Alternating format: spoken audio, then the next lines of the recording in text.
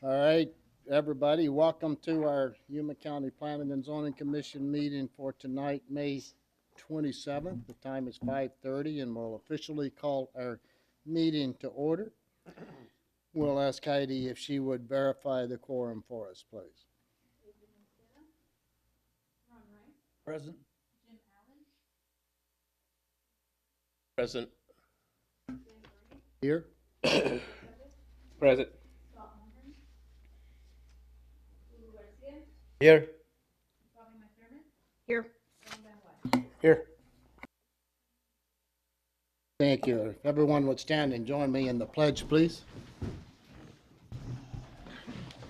I pledge allegiance to the flag of the United States of America and to the republic for which it stands, one nation, under God, indivisible, with liberty and justice for all.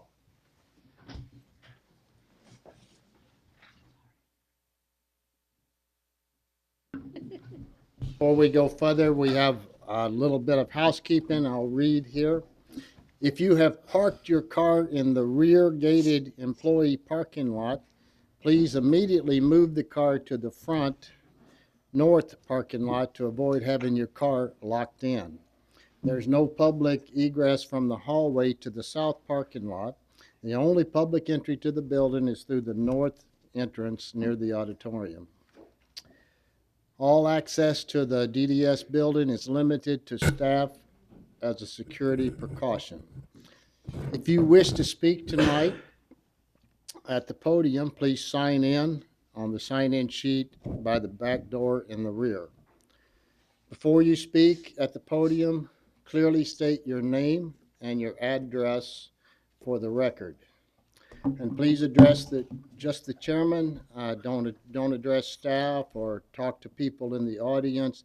Just address the chairman, and we will direct questions if that needs to take place. If you have handouts for the commission, give them to the administrative staff, and they will distribute them for you. Restrooms and drinking fountains are down the hallway behind the meeting room here. Feel free to use those facilities as needed. And please, there's no food or beverages other than water allowed in the meeting room. Now on tonight's agenda, item number 3 is approve the commission minutes from our April 22nd, 2025 meeting. Mr. Chairman, I Yes. move that we approve the Planning and Zoning Commission regular meeting minutes of April 22nd. There's a motion by Commissioner McDermott with a second by Commissioner Van Wy to approve the minutes as published. All in favor, say aye. Aye. Any opposed? The minutes are approved. Item number 4 on tonight's agenda is rezoning case number 25-11. And that case tonight will be presented by Richard.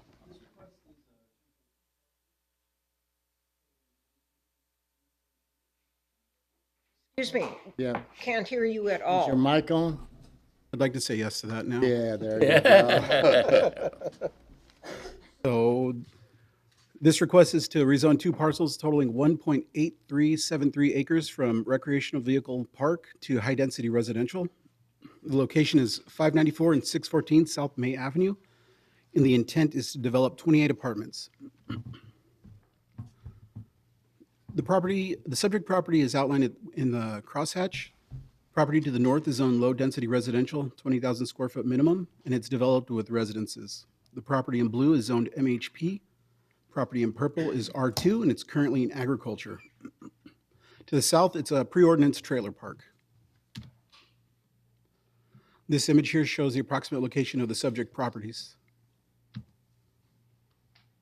The City of San Luis and Yuma County Water Users Association both provided comments. Is recommending approval based on the request being in compliance with the comprehensive plan, subject to the following conditions shown on the screen. That concludes my report. Thank you, sir. Do any commissioners have questions of staff at this point? Mr. Chairman.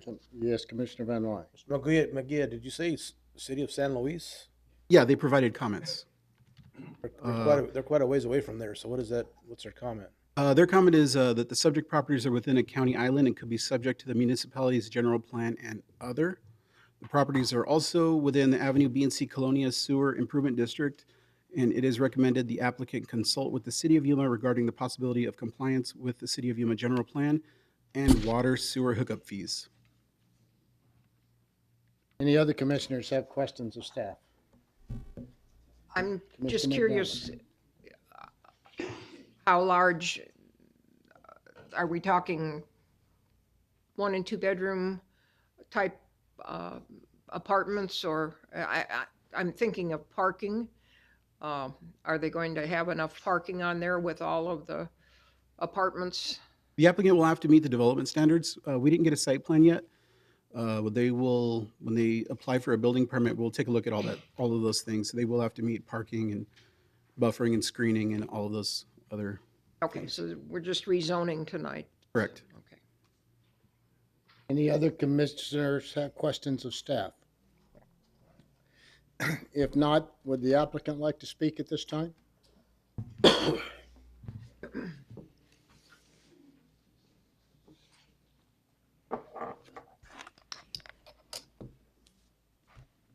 Mr. Chairman, members of the commission, Christopher Robbins, Dahl Robbins and Associates, 1560 South Fifth Avenue. I don't really have anything to add, but here to answer any questions if you have any. Any commissioners have questions of the applicant at this time? If not, we'll open the public hearing, and if we need to respond to anything, we can call you back out. Thank you. Thank you. We'll open the public hearing portion of the meeting now and ask if there's anyone here tonight in our audience who would like to speak concerning rezoning case 25-11.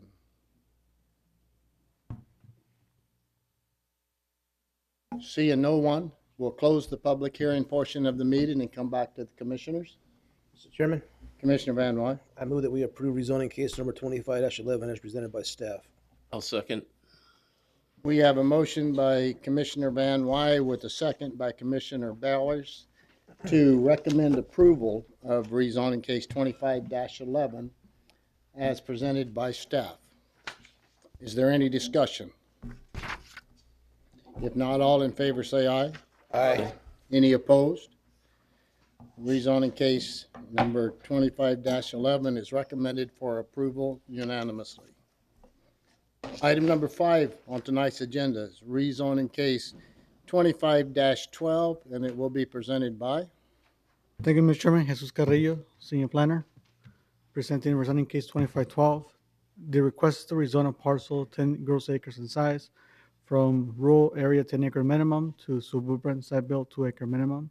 The property is located in the Yuma Mesa planning area, northeast corner of County 14th Street, and the alignment of Avenue 4 3/4 E in Yuma.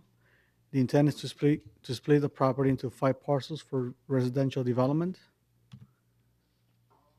The property, it's in the center with the crosshatch, parcel number 9, and it's surrounded by SR2, SSB2, SSB5, and SSB2 are adjacent to this property.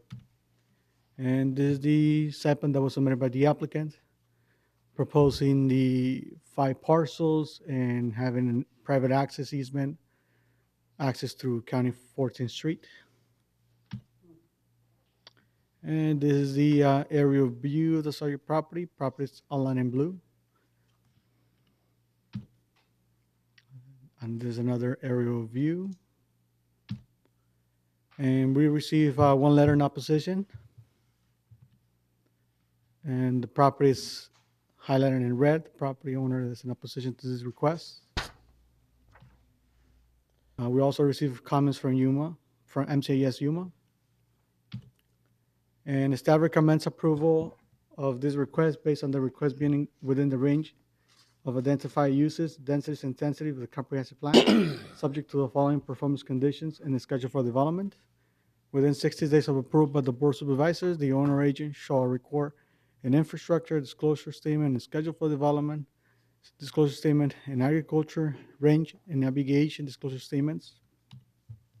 For performance condition number 2, within 120 days of approval by the board of supervisors, dedicate 25 feet of right-of-way along Avenue 4 and 3/4 E in accordance with the Yuma County Road Functional Classification System, and a chamfer 25 feet by 25 feet at the northeast corner of Avenue 4 and 3/4 E and County 14th Street by warranty deed and record with the Yuma County Recorder's Office.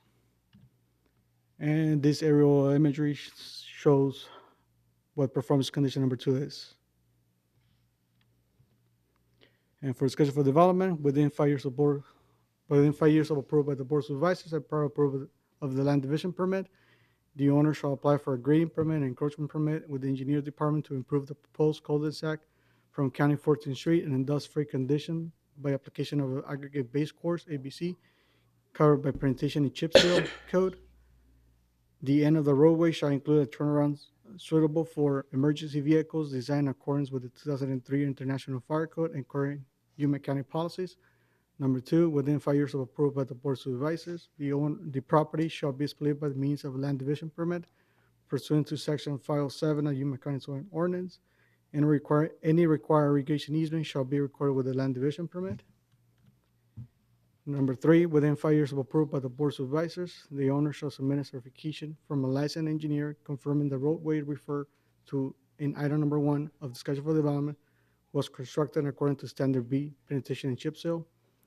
And lastly, number 4, all lots shall be provided with the means of irrigation and access to irrigation water prior to development of any of the existing parcels. The owner or applicant will submit a letter from the irrigation district to the Department of Development Services confirming that a satisfactory irrigation system is installed and individual lots will have access to irrigation water. And that concludes staff presentation. Any questions?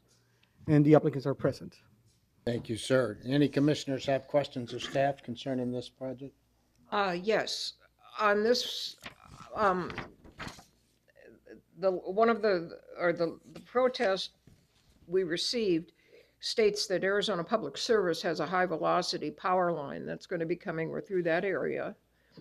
And they're saying that the neighborhood has been informed that they will have to, the existing houses will have to be abandoned because of the radiation from the lines, from the high power lines.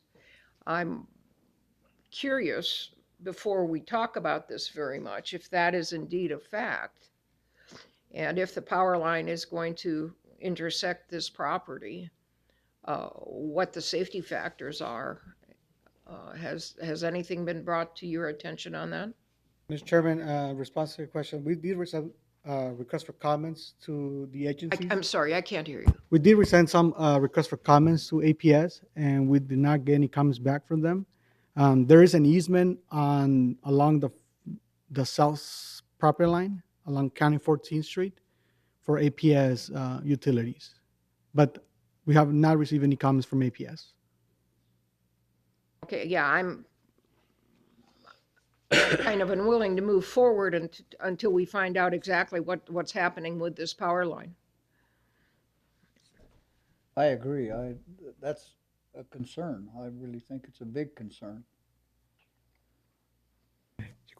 Any other commissioners have questions of staff? I agree that's a concern for the applicant. That's something they would have to do their due diligence. Right now, we're discussing the rezoning part of it. And if that's been brought up by the intention, then hopefully for them to move forward, they're going to go ahead and investigate that. But at this case, we're here for the rezoning, and staff recommends it. And Yeah, the power lines will go through no matter what it's Right. rezoned if it's going to go through. And, you could be in Phoenix, in Casa Grande, wherever you're going to see power lines go through. understand. Any other commissioners have questions of staff or comments? If not, would the applicant like to speak at this time?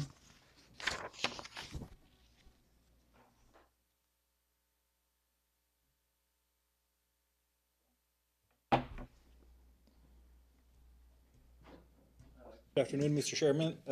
Adrian Vega with Dahl Robinson Associates, 1560 South Fifth Avenue. Just to talk about that power line Ms. McDermott brought up.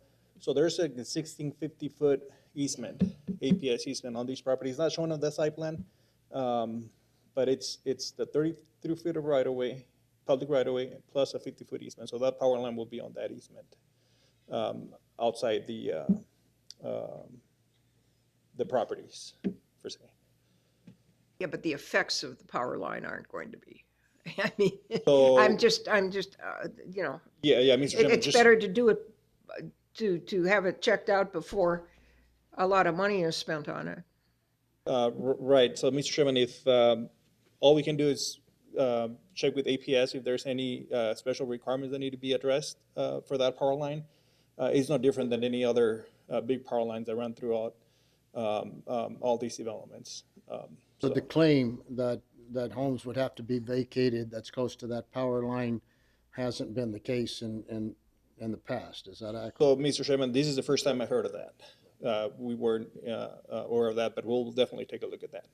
If this is to be developed at some point, APS will have to be involved. So if that's the Right. case, APS will let everyone know at that point. Yeah, Mr. Chairman, that is correct. Yeah, we'll have to go through APS in order to get their service for these developments. So if that's an issue, it's gonna be brought up then. Pop its head up when you apply for the Right.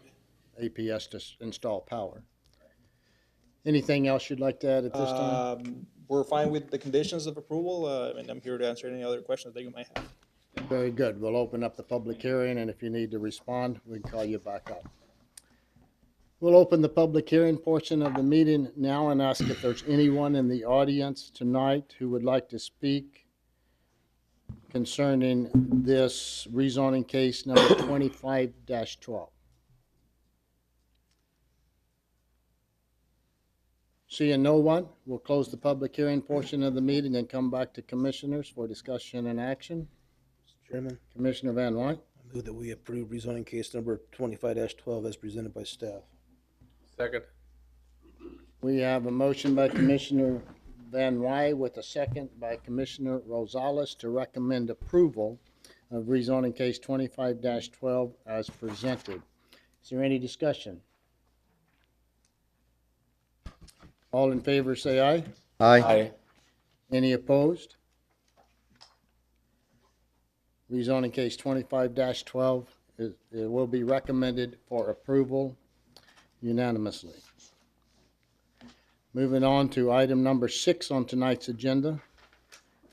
Special use case number 25-07 will be presented to us by Richard Munguia, Senior Planner. This request is for a special use permit to allow a community facility for social events on a parcel 2.36 acres in size, zoned suburban ranch 2-acre minimum. It's located at 16676 South Avenue B. And the intent is to allow a venue for conferences, social and nonprofit events. The property is identified here, highlighted by the crosshatch. The property to the north is SR2 and it's undeveloped. Properties to the northwest and west are zoned SR2 also, and they are developed with residences. The property to the south is zoned RA10 and it's in agriculture. The property to the east is also zoned RA10 and it's undeveloped. The property is outlined here. Currently has one single-family dwelling, a park model, and a metal building on site. This is a bird's eye view of the subject property. The site plan identifies the proposed location of the venue. It's identified as open gathering area and it's highlighted in red. The applicant shows designated parking spaces on the east portion of the lot, with the entrance at the south off of County 16 3/4. MCAS and Yuma County Airport Authority both provided comments. Additionally, there were 2 emails in opposition from neighbors which arrived today, and they should be in front of you at this time. Staff is recommending approval subject to the conditions shown on the screen. And that concludes my staff report, and I'm available for questions. Do any commissioners have questions of staff?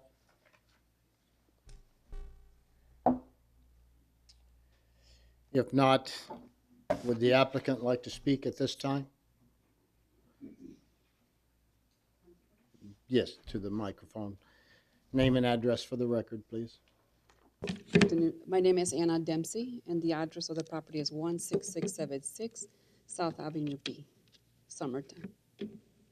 Now, there's, first time I've done this, so I don't know if I just go ahead and speak on my concerns. Yes, if you're the applicant, if you want to share additional information, you can. If you'd like to wait and respond if there's any question, and if the audience has any concerns, you can do that. So Okay. So if it's okay, I'll you start have with. 3 minutes, yeah. Okay.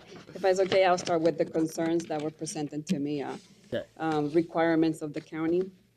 One is the parking lot that is being asked that I pave the parking lot.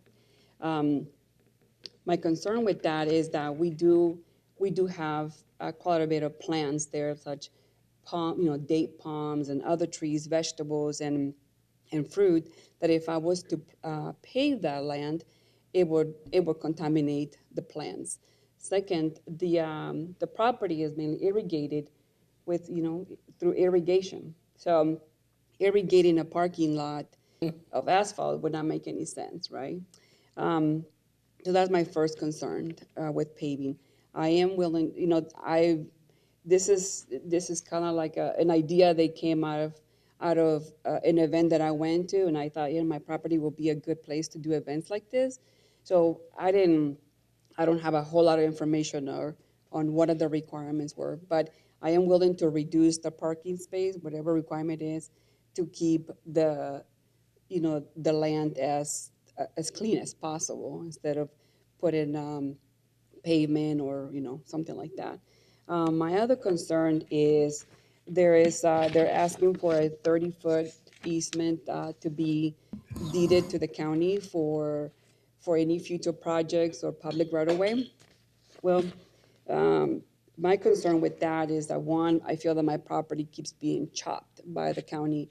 In 2017, we already had to set our property back for a future road, which is understandable. I believe that Avenue B takes you to the border, so not a problem. We went ahead and moved our property back, and I believe an additional 5 feet.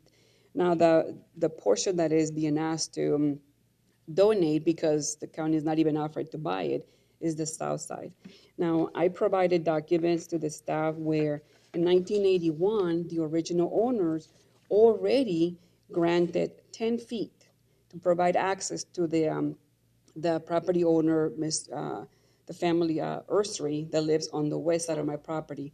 They must have been building something, or they had a special permit, so it was required that we give access. So that's already in the deed, and the deed clearly states that it's a forever access, and it's already 20 feet, and it's not only used by them, but the neighbors around that are on the west side. So given an additional 30 feet does not seem fair to me, though we already use that as an access.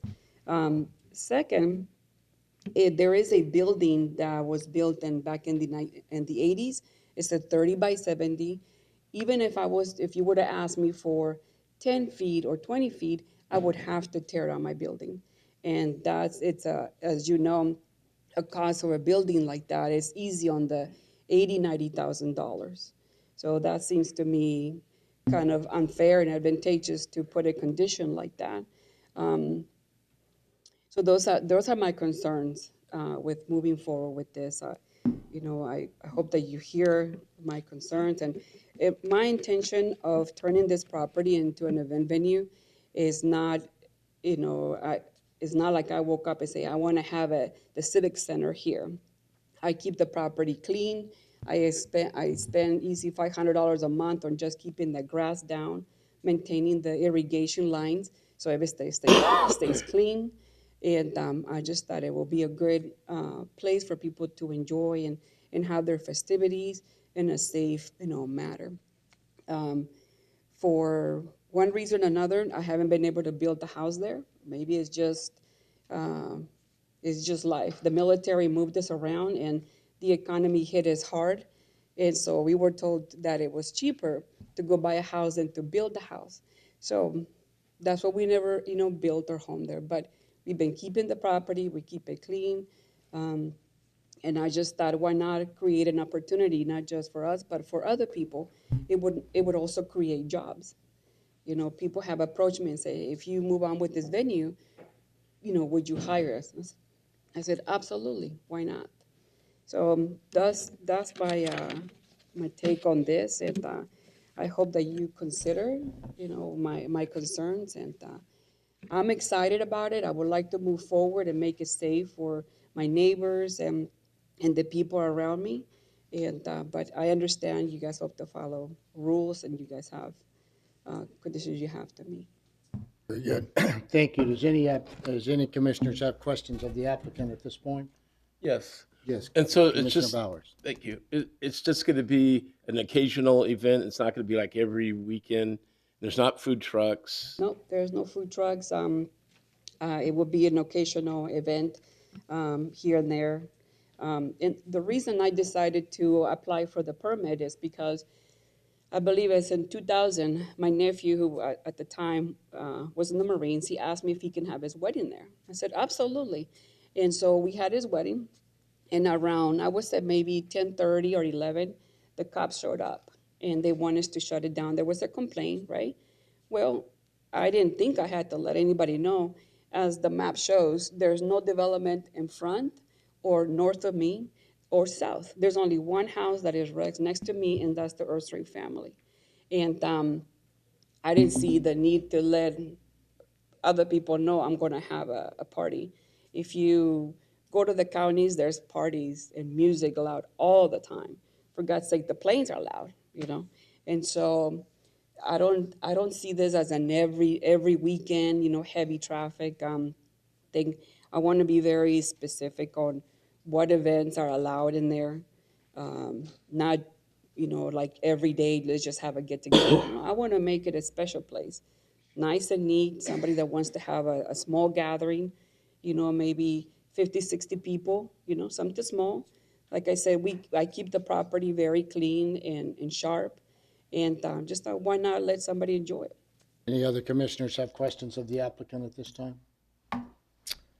If not, we will, we'll hear see if there's anyone in the public, and if we need more questions, we can call you back up. Absolutely. Thank you. Thank you for your time. Thank you. We will open the public hearing portion of the meeting now and ask if there's anyone in the audience who would like to speak concerning this special use permit case 25-07. Yes, sir. Come forward. Name and address, please. My name is Tim Hauser. Wait till you get to the mic, yeah. My name is Tim Hauser. The property is 16640 South Avenue B. That picture that's actually up there right now, the grass area towards I'm assuming that's the north side, the upper side of the picture is where the planned area for the party event's going to be. The pad just north of that is actually where I'm looking at building a house for my family. There's parties that go on in the county and stuff like that. However, it is loud, and I mean, there's multiple times that you hear a party that's half a mile away, and you can hear their music crystal clear inside your house. We had an issue just a couple months back where that specific thing happened, and it was across Avenue B about a half a mile away. The music was that loud. I have a young family with 2 little kids. I just, like I said, I'm throwing my information out there. I really oppose this idea. It's usually a quieter area. It's not, that much of a problem having that much of a noise issue and stuff like that. I think that's all I had. Thank you, sir. Appreciate you. Anyone else in the audience tonight like to speak concerning this case, special use permit 25-07? If not, we'll close the public hearing portion of the meeting and come back to commissioners. And if I could ask a couple of questions of staff based on the conditions. Is the asphalt parking, that's something that's required based on how many parking spots you think she would need? That's correct. The parking, believe it's over 25 spaces requires paving. And based on the size of her gathering area here, it would require, I think it was 60 spaces. And so they would have to meet the development standards for parking. Her concern about irrigating, I mean, you just have to raise the parking area if you didn't want to irrigate the asphalt, is that I would probably say yes to that. raised parking lot? And the 30-foot easement, I'll leave that for engineering, who's going to be popping up right now. okay. He's ready. Here he is. Sul Alvarez, DDS Engineering. Actually, we're asking for, originally it was 30 feet, but now we drop it down to 20 feet of right-of-way. I believe, according to our right-of-way agent, there's 20 feet of private easement that, like the applicant share, that they're shared between the west property owner and this subject property. We normally, if there's an existing right-of-way alignment, we try to open it up for the public. In this case, there's easements. There's an easement. There's 30 feet of easement on the west side, and we'd like to make that connection to Avenue B. And that's the reason we're asking for now 20 feet. That's the 20 feet, it's the distance between the south property line and the building. So we don't want her to tear down the building. So the 20 feet is the distance that would take you up to the building, but you would not require the building to be demolished? If indeed there's 20 feet of private easement, it was just converted into a public easement. So we're not asking for additional. Oh, so just the 20 feet that's existing? Yeah, yes. So you wouldn't be giving up any more property? No, if she mentioned there's a private easement. I believe 20-foot private is. We would only ask from the south property line 20 for the public. Got you. And so tearing down the building wouldn't be a requirement? No. So the two issues then she would have, the one issue seems like it's resolved, the easement, and then the other thing's the asphalt parking lot. And there's no way around that if it's going to take 60 parking spaces. Mr. Chairman? So then how would that be affected by the solid fence 7 feet high that has to go around the whole property? According to the performance conditions. Well, I'm guessing if the board and the commission approves the 20 feet of right-of-way, that the fencing will be at the 20-foot property line. Well, if it goes right up to the building. Well, I mean, plus or minus 6 inches. Okay, well, I'm just, it. Understood. Have a brick facade on that building. There you go. Oh. More questions? Any other commissioners have questions of the engineer? Yeah, it talks about, it doesn't necessarily have to be asphalt, it can be ABC, right? And that's what it's saying there to me. It says to be graded and paved with asphalted concrete over ABC, or it could be a Portland cement concrete. Either concrete or asphalt. Correct. Roger. Okay. And if the applicant would like to try to not have that happen, she could apply for a variance. Variance or reduce her parking to 25 spaces maximum. Probably 24. Or 24 spaces maximum, yeah. Correct. Yes, Meg. Right. Yeah, because it's based on the square footage of her venue, right? Got you. Yeah, she couldn't just say, I'm going to limit it to 24 cars. She would have. Very good. So there is 20, Commissioner Bowers. sorry, there is 20 feet between the building and the easement? She says there isn't, so she'd lose the building. Ma'am, if you're going to speak, you have to come up to the microphone. From where the blue line is to the building is 15 feet. And 10 feet of those is what is deeded for access to the back. So I would only have 5 feet. So if you ask me for 20, I would have to tear down the building.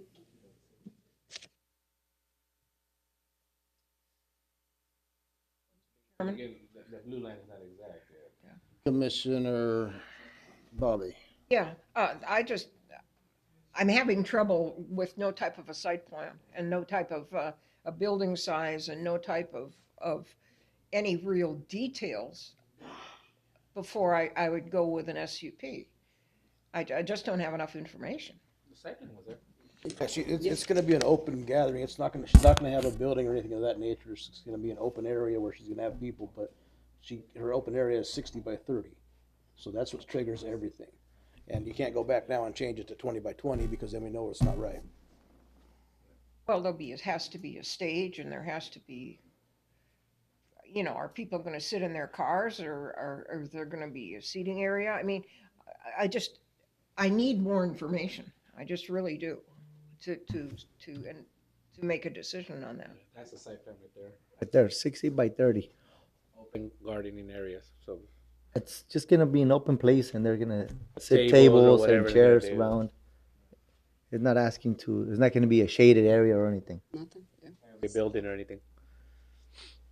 So let me make sure I understand. So the parking is generated off the 30 by 60 open meeting area? That's correct. Okay. And then the building becomes a concern because we don't know really if she has the 20-foot we need without tearing the building down. We don't necessarily know the full extent of from the property line to where the building is, and it's my understanding that the engineering department will most likely go out there and make that determination. So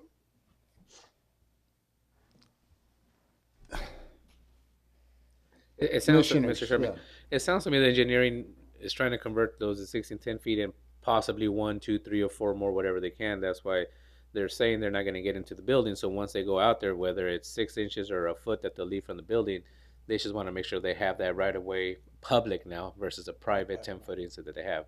So I think that's where the engineer right now is correctly shaking his head.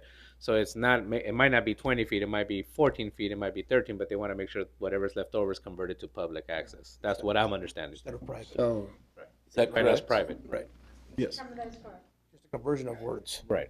It's not gonna exist anything to do with her building. It's just converting from public or private. The limits that are allowed based on when they go out there and measure. and this special use permit would have noise limitations, and I mean, I suppose there'd be live music and all of that, and you've got the hours down Yes, that's correct. that would be required.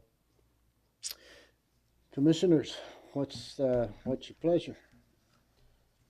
Mr. Chairman, I'll shoot from the hip and I'll say that we approve it as with all the requirements presented by staff.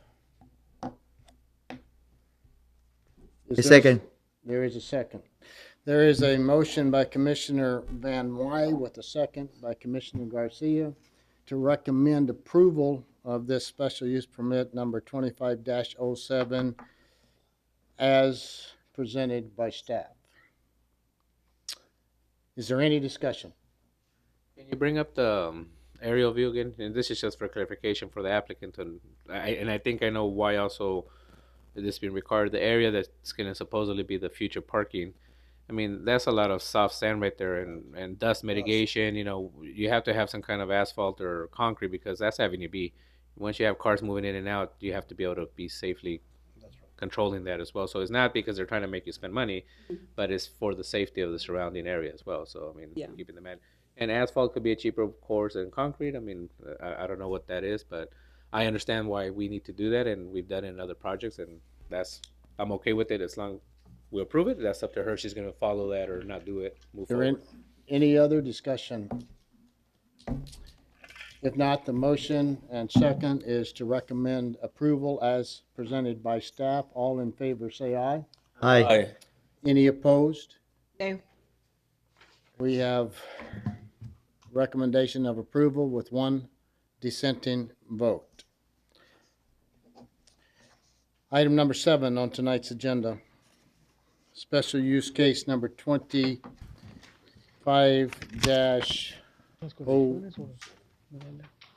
Oh, wait, I'm sorry. Yes.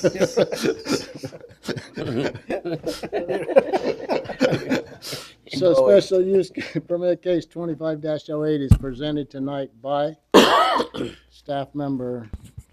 Thank you, Mr. Chairman. Jesus Carrillo again, presenting the special use permit 2508. This request is per section 60403I of the Yuma County zoning ordinance to allow a dog kennel, including breeding and training activities on a parcel 1.25 net acres in size, zone low density residential, 40,000 square foot minimum. The property is located in the Yuma Valley Planning Area at 5117 West Poppy Street in Yuma. And the intent is to allow a dog kennel, breeding, and training. This is the subject property. Parcel is located within the Valley Citrus State Number 2 subdivision, which was recorded back in January 11, 1972, and it consists of 18 lots. The subject property is the location of a site-built residence built in 1991, and a location of a barn built in 2023, and other accessory structures. The property is served by on-site septic system and water well. This is the aerial view of the subject property. Property is outlined in blue. And this is another aerial view. The barn is actually not shown in this picture because it was recently built. And we received 4 letters in opposition. And staff recommends approval of this request, subject to the following operational conditions listed here. And that concludes the presentation. Properties highlighted in red are in opposition. And this concludes the presentation. If you have any questions in regards to any of the conditions, I'm available to answer. And I believe the applicant is here. Very good, thank you. Do any commissioners have questions of staff at this time? Yes, Yes, Commissioner Bowers. yes. The dogs are going to bark, right? How is that filtered? Is it the noise? You're not going to allow barking after 8. Okay. There is an ordinance. My dogs bark. I want to see you control that one. Barkless dogs. I'm sorry. I just It's good, Danny. They're not gonna have any chihuahuas, so those bark the most. No, that's a big boy back there. Mr. Chairman, I believe Animal Control has an ordinance in regards to barking. So any complaints in regards to barking, that will go through Animal Control, Yuma County Animal Control. Yes, Commissioner McDermott. Yeah, I went down and looked at the property. I'm very concerned. The Cane Corso is a dog often weighing more than 100 pounds. They're of the guard dog protection type breed. They need a lot of training and they need a lot of management. In looking at the site, the kennel areas, at least that's what it looked like to me. None of them have tops on them. These dogs can climb, they can jump. I would be very alarmed if they were not in an enclosed type of particularly with litters and protective animals and puppies. The other thing is the perimeter fence on the east and the south are barely 4.5 feet high. And I mean, if we're going to have a 7-foot masonry wall for a sound or for a party venue, I'd like to see at least that kind of a requirement around this property to keep the dogs in. I'm a dog lover. I'm an AKC person. I've worked with dogs, but this is in a high density neighborhood like this with these types of animals. They're very unpredictable. And if, depending on the skill of the people and if they're the time and effort they put into the training, it could be a very dangerous situation very quickly. Mr. Chairman, I believe operational condition number 7 will address your question in regards to the fencing and walls. All right there. Wall or fences enclosing animal areas shall not exceed 7 feet. Exceed, It not says the that we're not- minimum. Yeah, it didn't say they have to build one. Yeah, there's not a have to in there. Mr. Chairman, 7 feet I don't or height know unless if there's variance any, is approved. Maintain in good repair. outside is it the Humane Society or somebody like that who would make sure that that those conditions with the numbers of puppies and the numbers of big dogs and that's, is that who manages that? Staff might have a, answer to that question. Do we know, I mean, who would police the number of dogs? Would animal control be responsible for ensuring that they maintain 11 or less animals is what we're asking? Well, we can add that condition and we actually added a condition on operational, condition number 4. But as far as, they still have to comply with any animal control regulations and health department regulations in regards to the amount of animals.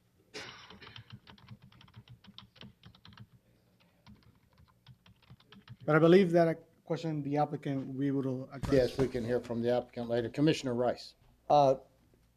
If we do approve, I'd like to see that they are required to put a 7-foot fence around the property to contain any animals that get loose. I believe on the site plan, it shows already 7 foot all around No, and there's not. There's not. 5 feet on the front. I was there this morning. Hold on. There's a masonry fence on the south with an irrigation ditch, and there's a masonry ditch, or a masonry fence along along Avenue D, but there is no interior fence of any size on those two sides. There are Perhaps- various kennels throughout. Perhaps if we hear from the applicant, she'll tell us Okay. our plans, and then we can go from there. Is everyone okay, ready to hear from the applicant? And if staff could go ahead and put the aerial shot of the property, that'd be great. Yeah, when they get it up. Yes, if the applicant would like to come forward and.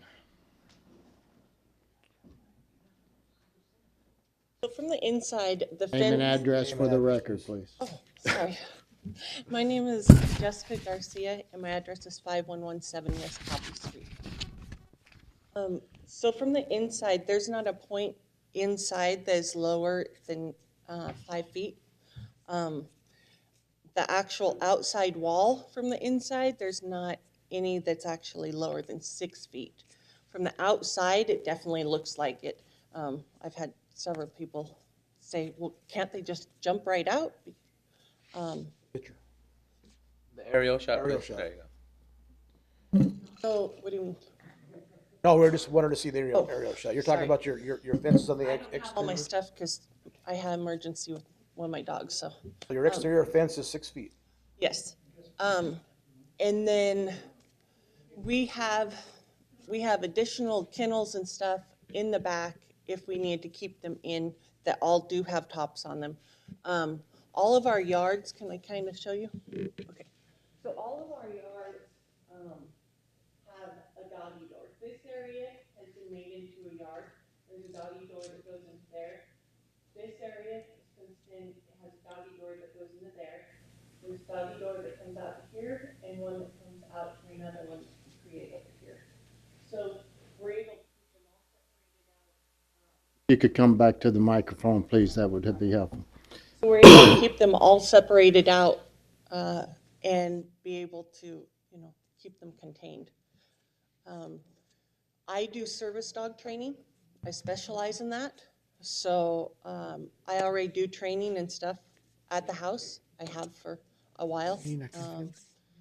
Regular dog training for at least 2 years at the house. So it's not like I don't know what I'm doing. I know these dogs very well. I am also part of AKC and a big part of their trainers. So like I really feel that I know what I'm doing with this breed. All of our dogs are like him, sweet. So What's his name? his name is Duke. Duke. We can't see him, or I can't at least.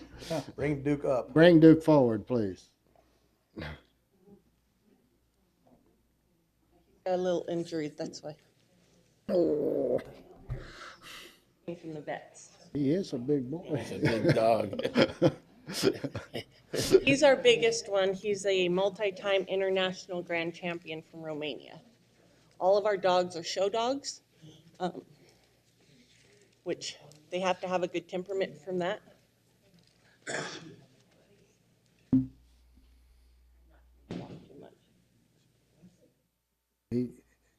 He's a little bit of a ham, isn't he? We do take our dogs out everywhere with us. We go into Sam's Club, everything. Nobody has a concern with us training our kind corsos anywhere. So we've got a good name with Is I any, just feel like we'll be doing the same thing that we're already doing. The reason I went ahead and put in for this is because animal control, Dennis said because of the number that we actually had to get the license with you guys that actually says kennels. But we'd be doing all the exact same things that we do. We do puppy training on Friday nights, you know. so you're doing everything now, you're just increasing the number We're not going to, only when there's puppies. when there's We're not puppies? going to get any more. No, I don't want any more. What it is, but when animal there's control was puppies- called to their residence recently on another issue, and when they got there, they found out that they had more animals than they're required to have, authorized to have. So that's why she's applying now for the special use permit, so she can keep the animals she currently has there. Am I correct? Yes. All right, do any other commissioners have questions of the applicant? I'm concerned about the parking still. The what? Late night barking with the dog, and if I was your neighbor, that would keep me up. They bark, Barking. bark rough. Well, for the most part, they're inside, but any dog barks. I mean, last night, half the neighborhood was home free. I mean, 11 of them, though? no, not all of them. We don't have all of them out. I think only 3 of ours really bark, honestly. He rarely barks unless there's somebody right there. And that's, he's doing his job. You can't tell him don't do his job. You know, but for the most part, there's only, I'm working on 2 of them, they're puppies. But hopefully they'll go to a home soon. So you're not looking to expand your operation, you're just trying to make what you do now legal. Yes, sir. Any commissioners have questions of the applicant? If not, if we need more questions, we'll call you back up, okay? Thank you. Mr. Chairman, person number 7 was modified. It's not available on your screen. In regards to the wall, now it should be required.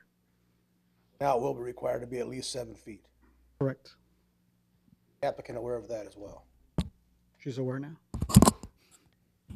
Very good.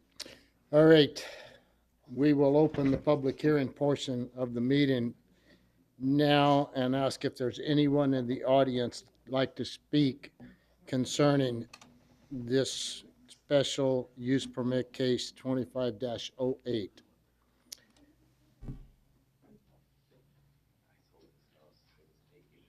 So we have 2 speakers. How many speakers?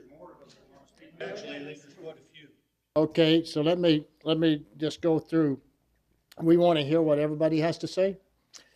We're gonna use a 3-minute time limit, and we want you to keep to that if at all possible.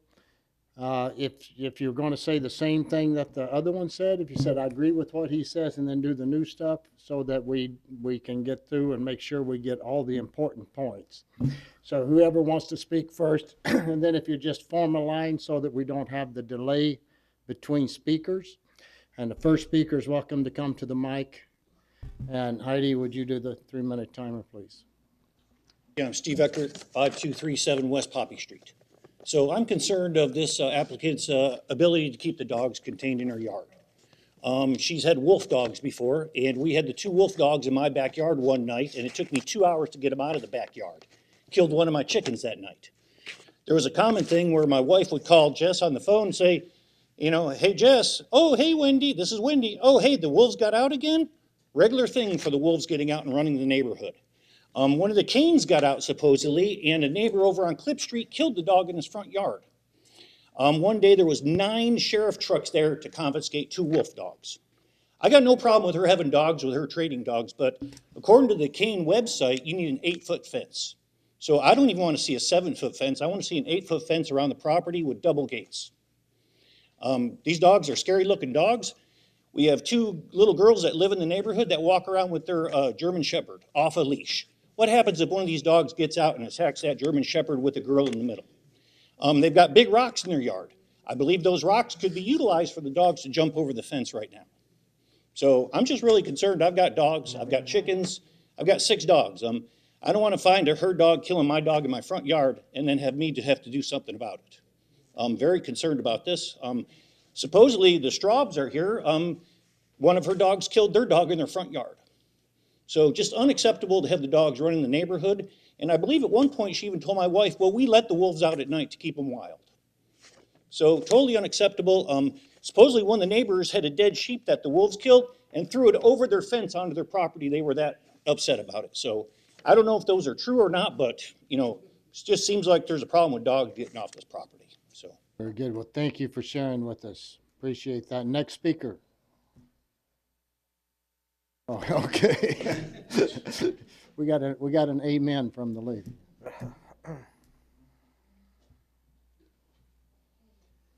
My name is Yvonne Seward.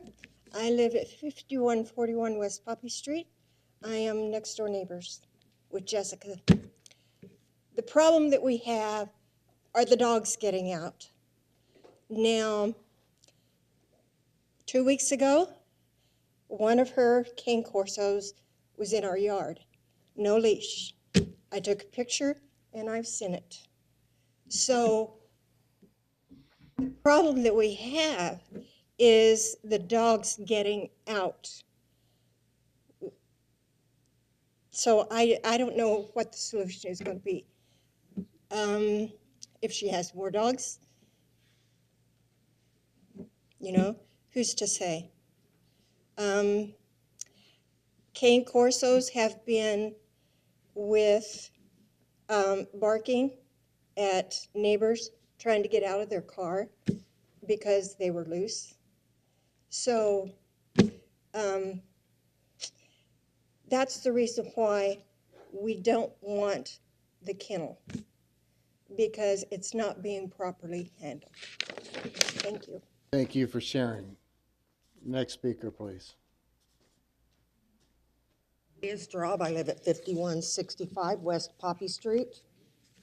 And I have the same concern. I walked out front one day and the cane corsos were out front and would not let my son out of his truck. And then they wouldn't leave. They just stayed there. Every time he'd try to get out, they'd come at him. So he just had to stay in his truck till Jesse Garcia came out and called him home. And then their wolves came in my backyard and killed my puppy, my 4-pound Yorkie. Sat there, I had to watch it. And when I went after them to get them out of my yard, they came after me. And this isn't the first time. These wolves have caused all kinds of problems. The only way we could make her get rid of them is they had to have a civil court case. And we all had to go testify because she was trying to keep those 2 wolves. I don't think they're responsible enough to have this kind of thing in our neighborhood. We want to keep our neighborhood safe. I mean, they've killed sheep, they've killed goats, and she's known about it, and it's been happening for over 3 years. And just a couple of months ago, it was finally taken from them. And when I went to find out what they decided down at court, they told me they took the 2 wolves that were out killing, but they gave her back her other 5.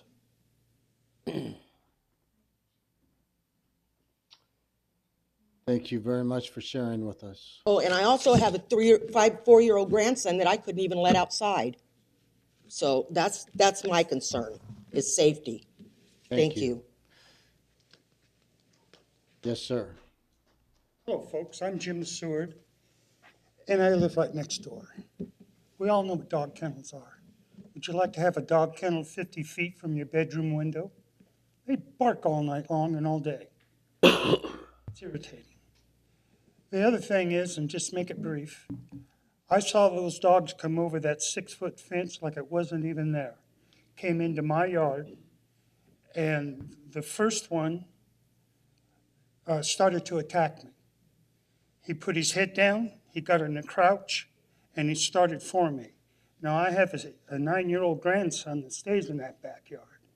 Well, fortunately, I jumped on my riding on lawnmower and chased him, and he just went back to that to that 6-foot wall, gave it a hop, hooked his paws over, he was over. They've been in my yard 4 times. I can't have that. I can't have them dogs in my backyard with a 9-year-old grandson back there. That dog that's behind you did that? I've Or are you talking mean about the wolf? Ferdinand? Talking about the wolf dogs or that dog behind you? No, I've never seen that dog before. Well, let's keep it down to what it is then. It's not the wolf dogs. The wolf Huh? dogs are gone. Well, you know, sir, I don't know. I don't know exactly what's going on. All I know is she cannot keep her dogs in. Wolf dogs are gone Here, according to 2 staff. weeks ago, we took a picture of another dog that was in my front yard. That wasn't that dog, it was another one. Some brown one, dark brown one or so. She's got to keep them in. And I've told her, I said, put an electric thing up with a shock collar. They'll stay in. Won't do it. But basically, that's all I got to say. You just try living 50 feet away from a dog kennel. See how you guys would like it. I don't. Thank you, sir. Appreciate you sharing with us. I'm sorry, I'm hard of hearing. I said thank you. Thank you for sharing with us. Yes, ma'am. My name is Nancy Donaldson. I live at 5213 West Poppy Street. My concern is that the area view that you showed, if we could bring that back up, that backyard is not what that yard is. There is a huge building back there. There are storage units back there. Therefore, they have to put their kennels against that fence, and I think that's how the dog, I don't know for sure, but I think that's how the dogs are getting over. That view right there is not the current view today. And I don't have any children out there, but I do have a pug and a mixed breed dog that are in my backyard. And if they can jump over that fence, they can jump over my fence. Although I haven't had that problem yet, I am concerned as far as the children and the killing of animals that has been going on. That's all I have to say. Thank you for sharing. Next speaker.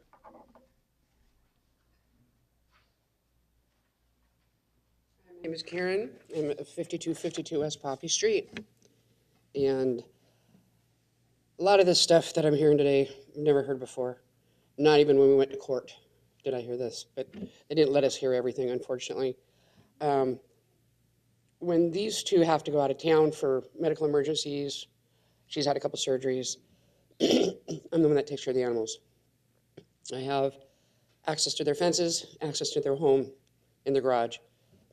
Never had an animal out. I was there 2 weeks, twice a day, for an hour and a half each. Never did I see any of these dogs out. Never did I see any of these dogs drag any other animals in. Not even a dead squirrel did I see. They got ducks, they got chickens, they got horses, and they got tiny goats. If these animals were going to hurt something, they would hurt right what's available to them.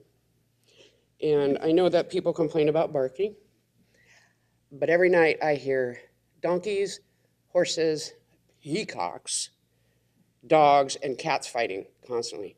So dogs are not the only noise out there. Yeah, they make a lot of noise. My three do also, but it's those animals are going to do that. But You live there? I do live there. And also, I found this when I did some research on my property. Mine was zoned for a dog kennel back in the day. It's even got a septic tank back there. And you guys can have this if you need it. I made a copy. So it wouldn't be the only one in the area. So if you'd like to see this, you can. It's a bad microfiche copy, unfortunately. But give it to him. You can give it to staff if you want to share it with us. You can keep it. I have another copy of it. But so dog kennels aren't something new. Anybody who's lived in the area, however many years, some people say they've been there forever since they were kids, would probably remember the kennel being there. And as far as the fence goes, You remember that kennel? They were actually a patrol kennel. yeah, They were a security company. yeah, and they even had a septic back there and everything for it. Yeah, so it wouldn't be the first kennel in the neighborhood. Thomas House. Mm-hmm. So I don't have a problem with it myself because whenever they're gone, I'm the one that's doing the work there, and I just do it to help out. I don't have a problem with that. Dogs are dogs. Dogs are going to react how you train them to react. So, and as far as the wolf thing goes, that's done and gone, been done and gone. They've been up in Washington State for a couple months. They don't have them anymore. And cane corsas are not mean dogs. Any dog at any time could bite anyone. So. Thank you for sharing with us. Next speaker.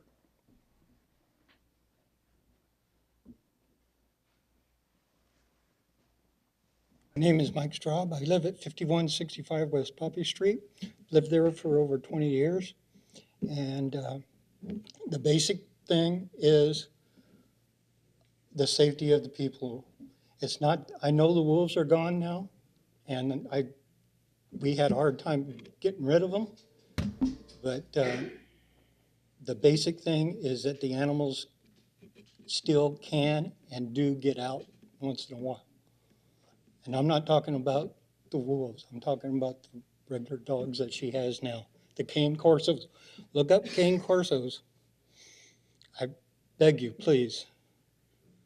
They're raising those, and I've got a 40-year-old grandson that's placed in the backyard. I'm worried about his safety after the wolves killed our dog. So even though they're gone, I'm still concerned about the way it's operated at that site. So when these wolf dogs were getting out, she didn't do anything to try to contain them, in your opinion, and you're worried that the same thing would happen if these I'm worried dogs about got- the same thing happening. I'm just the character of the way. And also, if you go online, she's already got a website, thing explaining that she plans on breeding Arctic wolves. If you go to her website. Thank you, sir. Any other speakers tonight? Yes, sir. Good evening, Mr. Chairman. Aaron Selly at APN 728-07001. Normally, as you all know, I'm very much property owners' rights, but this is clearly a safety issue, and not just with these dogs. But I know it took months and months to be able to get the previous dogs out. It shouldn't be incumbent on a citizen or the citizens of the neighborhood to create a civil lawsuit to remove something like this. But here's the issue. County Animal Control has no criminal teeth behind it. It's merely run underneath the health department. The Board of Supervisors has currently initiated a change to this, but it's going to take some time and is not in place right now. It takes so long in order to get any change done, which is why the sheriffs are not the ones who typically respond to concerns about the community such as this. I think it would be responsible to either put this on hold or deny it at this time until such time as the Board of Supervisors amends the code for the animal control section and either removes it from the health department and puts it under the sheriff department, or adds some criminality to owners who clearly do not take the time and effort to be able to actually train their dogs. I don't know how much training she's doing if they're getting out to this extent. Mr. Chairman. Thank you, sir. Appreciate you sharing with us. And let's see if there's any other members of the public. Any other members of the public who want to comment concerning this case? Yes.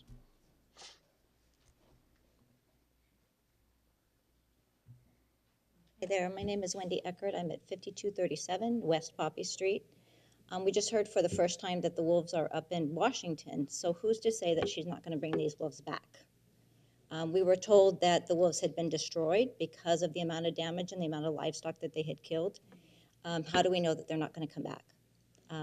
When I was with her, you were not able to get to her front door. I had to sit outside of her house and lay on my horn until somebody came out, and it was actually her neighbor who came out first to let her know that the wolves were traipsing through the neighborhood again, and we had already gotten them out of our yard twice.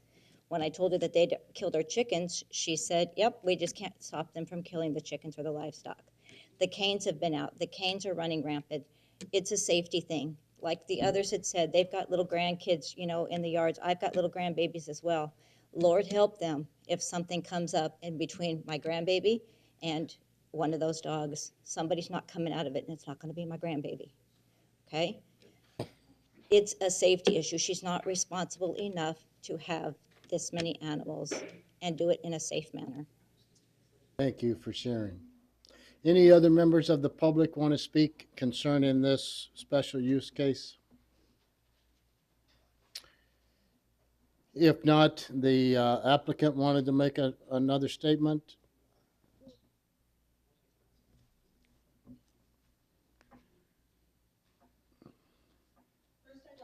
address the whole wolf thing. In the civil matter, the judge flat out told me if there's anything that could possibly make you think that, hey, it's a possibility, it could have been my wolves, not some other ones, even though the pictures didn't match mine, he said that's why he had to find it guilty. Now, there were plenty of pictures, plenty of things where they said, you know, they were getting out. I would very much like to see Hey, these pictures of the address- Connie Corsos, because my Connie Corsos have not been out. The Arctic wolf dogs that we had brought in at the very beginning when we first moved in, I didn't know about them. They were rescues. They did get out a couple times. The lady who just spoke, she told me that they killed one of our chickens. And I said, I'm really sorry. Do you want me to replace it? Like, I was good about it, you know. I think they got out maybe 4 times. They're gone, regardless. I don't know that much about wolves. Connie Corsos, I definitely know about. Our Connie Corsos are not getting out. The girls that they were talking about that live down the road that they're concerned about, they come down and go to the bus and pet them every single day and play with them. And their mom's not here either. She got one of the letters. She's not concerned. So I feel like they're just going after me. You know, I don't think that's right. I do my job, I do it very well, and I help a lot of people. I have a thing called Puppy for a Veteran, where out of each litter, a veteran gets to pick a puppy, and I train it as a service animal for them.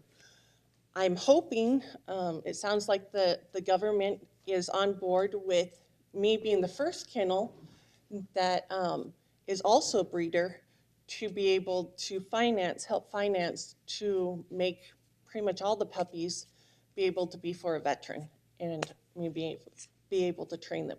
So I've got a good name for stuff. I mean, I hope that, yeah, there was some rescues that I tried to help. I didn't know much about them. They definitely can jump very, very high, but they're gone. I know plenty about this breed. You do understand why the neighbors would be concerned if they had to go to court to get you to address Yes, the wolf and the dog? thing is it's bullshit. That's the only thing I can say. 99% of the things that they've said, they weren't even those dogs. And the ones that they took, those ones had never been off my property. They gave me back the one that did go off the property. And you know what? It's not even a wolf. It's a freaking husky that I'm trying to find a home for still, because I like to try and help out, because there's so many dogs out there that do need homes, and it's hard to find homes for dogs. So I have a little bit that I try and rescue and find them a home. You know, I've stopped trying to do that. It's really hard, but people do come very often and say, hey, can you help me find a home for my dog? And will you take him on? No, I won't take him on anymore. But I am very willing to help find a home for him, you know, and I do that all the time. So I get that the word wolf like freaked everybody out, but yeah, I wish we could just leave that part behind us, because Yeah, it's a lot easier to make memories than it is to forget them, isn't it? Is there any commissioners have questions of the applicant? what they don't understand is that I'm still going to have dogs regardless. I'm still going to train, you know. I'm just asking to be able to keep the ones that I do have, other than the ones that are going to be sold, and, you know, continue training. Any commissioners have questions of the applicant? You did notice that they raised the requirement to 7 feet on your fence, right? That's fine. I actually, in the very beginning, had asked if I could do that, Very good. because I want to put the things where they go like this, then nobody can have concerns. I've got video cameras on them and everything, so if somebody wants to say that my dogs, please come to me and let me show you that was not them. Thank you. Appreciate you sharing. All right, we have closed the public hearing portion of the meeting. Now we'll come back to commissioners for discussion and action concerning. You may sit down. Thank you. Just one thing, when I saw the picture of the home, that's not what it looks like in the backyard. it's full of buildings and kennels and it's Yeah, not. there's a barn back there that we built that has the horses and there's chickens and ducks and different things back there. And they But- can interact. yeah. Sorry. Very good. Commissioners, what's your pleasure? Well, since I started this, I would like to move that we deny special use permit case number 2508. I'll second. There is a motion by Commissioner McDermott with a second by Commissioner Bowers to recommend denial of special use case 25-08. Any discussion? All in favor say aye. Aye. Any opposed? Nay. I wanted to say something, but a little bit too late now. Before the vote. No, you said any discussion, I was getting ready. I was going to say that for the applicant, maybe if the improvements are made to the property and something changes, bring this back and try to show the effort to the neighbors that she wants to be cordial. This is a Yeah. tough Yeah. thing. I mean, all of us who are animal lovers admire someone trying to help dogs and trying to find homes for those dogs. And it sounds like she got in a train position those where dogs. I mean, it's really hard. A lot of people don't take in dogs, to help them out and find them a new home, But there are ways to secure the property to avoid dogs being able to get out and so But forth. I have 19 grandkids and 12 great grandkids, and I'm telling you, I can't put the needs of the dogs above the needs of the grandkids. Yeah. And I agree with Commissioner Rosales. It would be great if we could find a way that we could feel comfortable to recommend this, that the neighbors wouldn't feel like they're being held hostage. But It seems more of an activity that belongs in an industrial area, like a kennel that's with Oh, yeah. barking and stuff, not Well, in a residential. I live in the counties too, and and there's always dogs running around, chasing chickens, chasing whatever they find, and it's not to kill them. They play with them, and sometimes and sometimes they kill them. So yeah, but Yeah, so let's get staff here. They're going to be unclear. So if you could you do a roll call vote for us on that, so that remember the motion and the second is to recommend denial. If you vote yes, you're recommending denial. So if you do a roll call vote. Now, before we go, sir, if I Yes. may, if we do deny, the applicant can always come back and request it, can they not, or?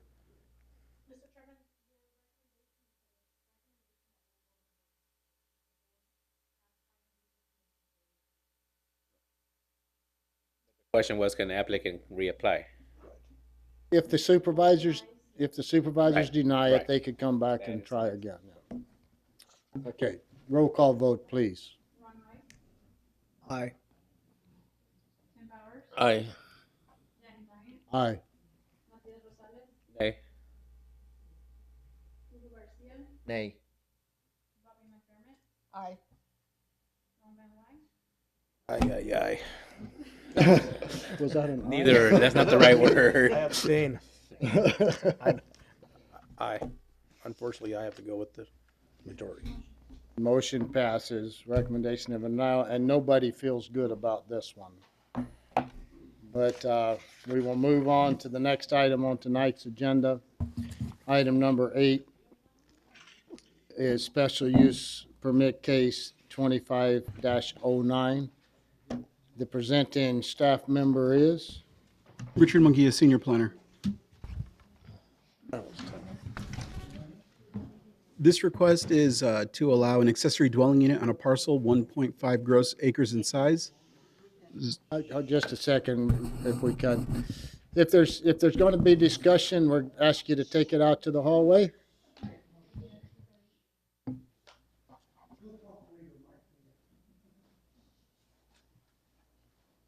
All right, Richard, I think you're okay to start now. All right.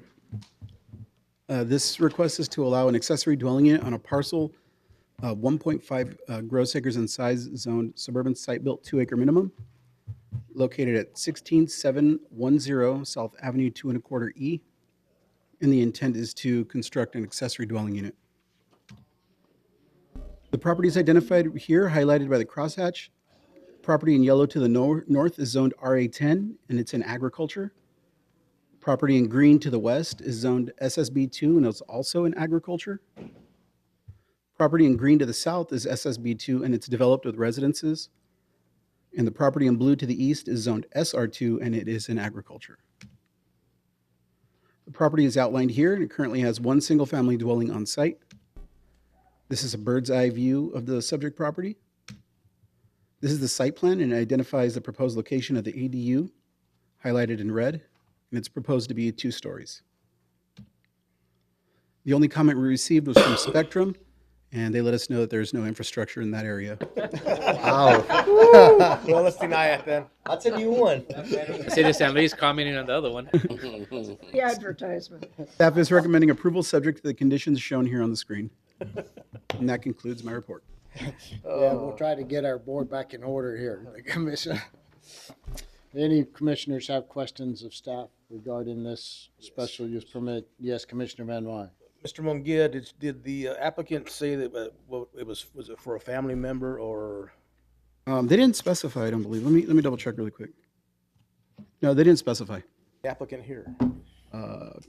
In the back. We can hear from them. Any other commissioners have questions of staff? Yeah, I just wonder why it's going to be a 2-story. Yeah, That's kind of We odd. can ask the Can they applicant. rent Trying to get away from the cane courses. That's my question.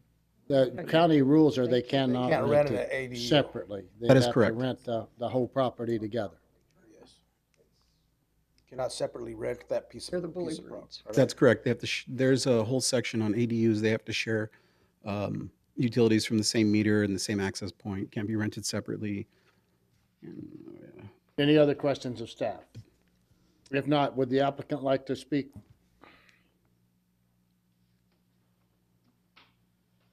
As you come to the microphone, I think there was a question of why it's 2-story? 2-story, yeah. And the use. Name and address for the record, please. Delano Suna, and the address 16710 South Avenue 2 1/4 E. I can't hear you, ma'am. My name is Belén Osuna. The property is 16710 South Avenue 2 1/4 E. And the property owner is my dad, Gabino Conchas. I'm here representing him. His wife is back there. And any questions? Commissioner McDermott. Questions? Well, I was just curious why it's a 2-story. Normally, accessory buildings are not. Or they're for a use for a family member or something It's like for that. What is the use going to be? It's for family, and it's just, I guess, just the way that we like a house.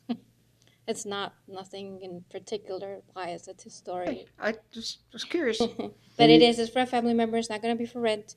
We are going to use the same meter. The only thing we do have to do separate because it's not big enough is the septic. That's what they told us, that we have to do a separate septic. But everything else is going to be shared. Other commissioners have questions of the applicant? If not, if we need more questions, we'll call you back up later, okay? Thank you. We'll open the public hearing portion of the meeting tonight and ask if there's anyone in the audience who would like to speak concerning this special use case 25-09.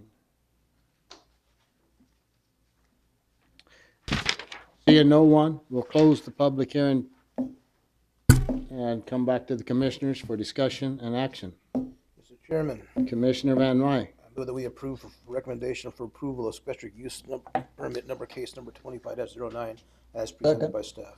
We have a motion by Commissioner Van Wy. Second. With a second by Commissioner Rice, got in there before you. And to recommend approval of special use case 25-09 as presented by staff. Any discussion? All in favor of the motion, say aye. Aye. Any opposed? Recommendation for approval is unanimous. Item number 9 on tonight's agenda, the request to initiate a text amendment to the zoning ordinance concerning Yuma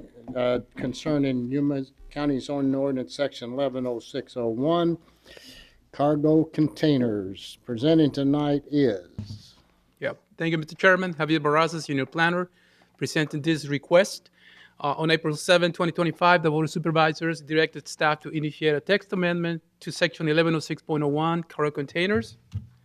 The intent of this amendment is to amend Section 1106.01 to possibly allow cargo containers as accessory uses in residential zoning districts that allow parcels of less than 2 acres in size without the approval of a special use permit, allow more than one cargo container in residential zoning district that allow parcels of 2 acres or greater in size, allow cargo containers to be stacked, and allow cargo containers for human occupancy. Mr. Chairman, would you like me to go with the chronology or just? It's long. it's a long chronology. We've been back and forth, and we'll have public hearing, and any questions, we'll ask you to address those as the questions come up. So just, Okay. This is Section 1106.01. This is the current we're enforcing. We conducted research, City of San Luis, Somerton, Yuma, different counties. I also received comments from CIS, Yuma County Airport Authority, stakeholders that are in the industry, also resident in Yuma County. We did analysis on this, challenges in residential area, regulations on larger lots, and the stacking of containers, and we gave a conclusion to the commission. Presented these options to allow it in more residential zoning districts, allow human occupancy, the stacking of them, allow more than the one allowed in 2 acres or more zoning districts, and this was our recommendation. It was to allow up to two cargo containers in properties with sizes of 2 acres or more. However, the commission recommended up to 4. And what you have in front of you is the actual amended or revised section 1106.01. Text to be deleted is in strike through, and text to be added is in bold. And staff recommends to initiate a text amendment to section 1106.01 of the Yuma County zoning ordinance. That concludes staff's presentation. and that recommendation that you're making us tonight has been up to the Board of Supervisors for comment, That is correct. and it's come back to us. Do any commissioners have questions of staff? So, Commissioner Bowers? yeah, to put 4 containers on a property, it has to be 2 acres at least? Or more, yes. Yeah, more. Yeah. So for just less than an acre property, only one? Only one. Okay. Mr. Chairman, the recommendation from staff at the beginning was to allow 2. Then the commission recommended 4. Or 2 acres or more? 2 acres or more. That was the only additional change, was for adding. And I can read it. In the suburban ranch, suburban site build, suburban homestead, and local commercial district, cargo containers shall be limited to 4 per parcels of lots of 2 acres or more. And they have to comply with setbacks as principal uses. They can be stacked. Cannot be stacked unless they provide engineering. Okay. Yeah, that is safe. Commissioner McDermott? Yeah, so did the board act on anything, or did they Send it back to us. just send it back to us again? Okay. Commissioner Rosales? So how did we go from 2 per whatever acre to 1 now on a 1 acre parcel? Was that?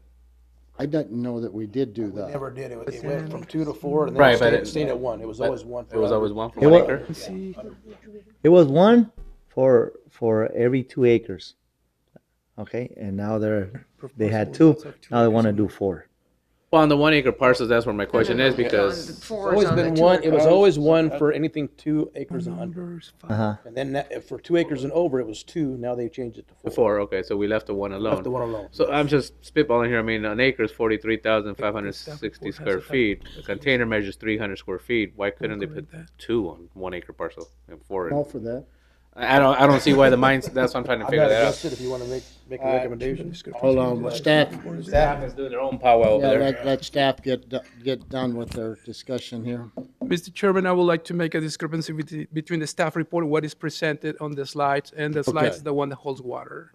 This one mentions the 2 acres or more, and the staff report doesn't mention that. So we will amend the staff report to So reflect what is presented to you. So my question, while you guys were having the little But this- conversation there, why are we not okay with 2 for a 1 acre parcel and 4 for anything over 2 acres parcel? Given out to an acre is 43,560 square feet and a container measures 300 square feet. Mhm. Two containers on 1 acre parcel, I don't see why we're trying to limit it to 1. Is there a reason for that, or that's just a number that got popped up? Before, Mr. Chairman, anything less than 2 acres, 2 acres or more, if it was a zone SR, SSB, will be allowed. Anything two or more will require a variance, but anything less is not allowed unless you apply for a special use permit. So we try to keep the same. So, but I understand now could be used as a accessory use, still be allowed in the less than 2 acres. 1. Yes, just 1. He's asking, can you put 2?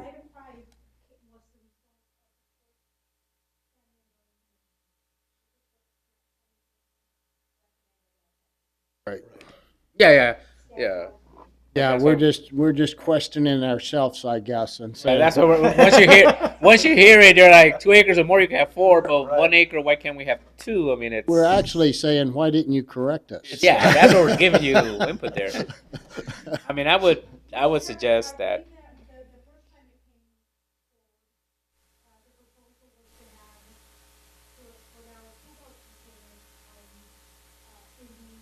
Acre. No,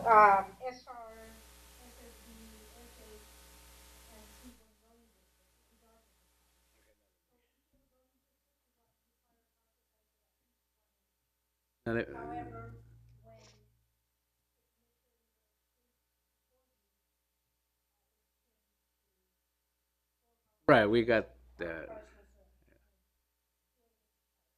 So let me throw a curveball here because we're saying I'm throwing another curveball because we're saying 1 container or 4 containers, but containers come in different sizes. It could be a small container, it's only half of 10 by 10, or it could be that. So that part, I mean, if you're putting 8 by 40. Yeah.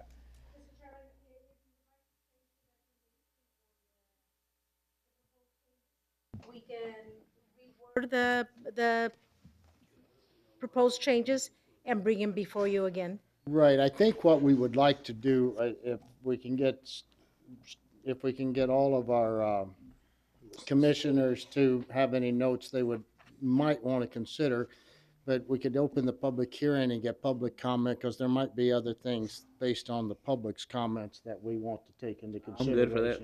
Yeah. And then at the end, if we want to make some changes, and have you bring it back to us. But first, I want to point something out, sir. if I may, Commissioner Van please. Ryn. You look at number 5 and 6, it does say no larger than 400 square feet in size, so that we are limiting them right there, which is an 8 by 40. That's 320 square feet, so. Yeah. That's So the don't biggest make they them make, bigger that's the than that. biggest they make anyway, so. You see what I'm saying? So it is, the size is limited in the writing.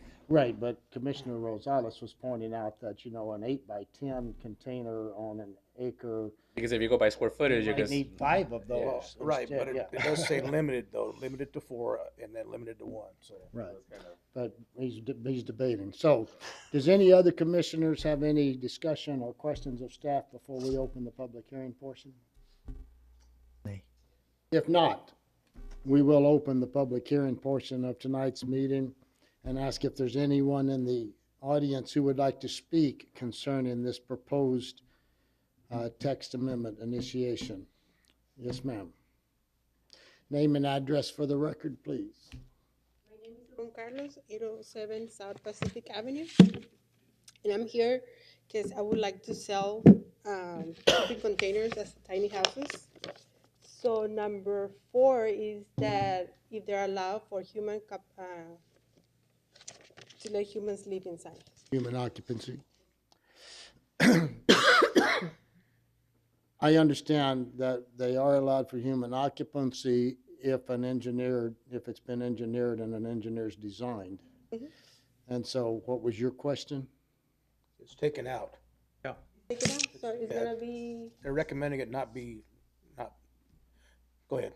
Mr. Chairman, yeah, if you could apply, currently you could apply for a variance to allow human occupancy and go through all the permit process, but we deleting that, so you don't need a variance. You'll be able Once- to have human occupancy. Yeah, once you As long as it comply with meets- IBC and RC Right, codes. IBC codes and Yep.